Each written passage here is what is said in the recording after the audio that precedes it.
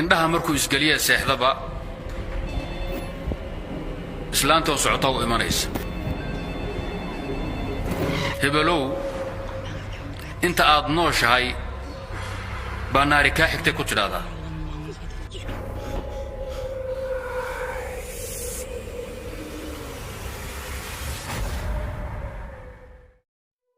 in Soomaaliyeed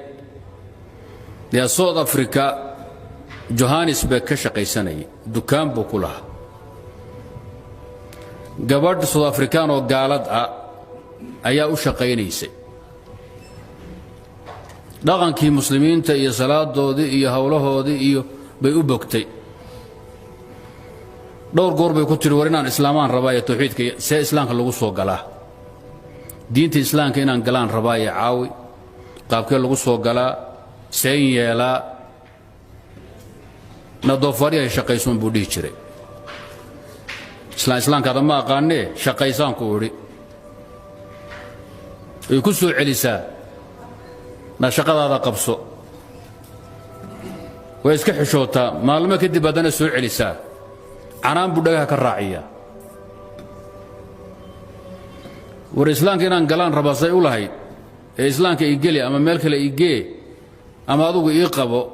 ee asna u wareejin haya u canaanan hayay baytii alla ku timid gabadha way dhimatay sidaasay ku dhimatay aqisa aad iyo aad u xanuun badan gabadha markay geeriyootay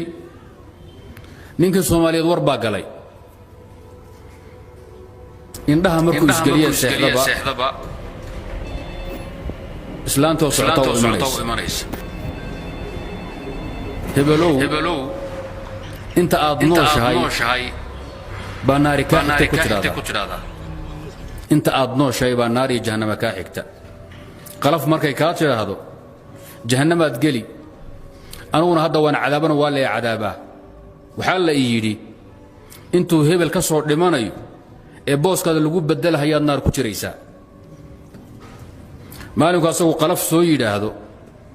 booskaada naarta isagaa gelaya aduguna jannada lagu geynaya saasay habeen walba oo la timaadaa indhaha markuu isgaliba riya ugu iman intaasay ku dhihi hurtuu ka saahiday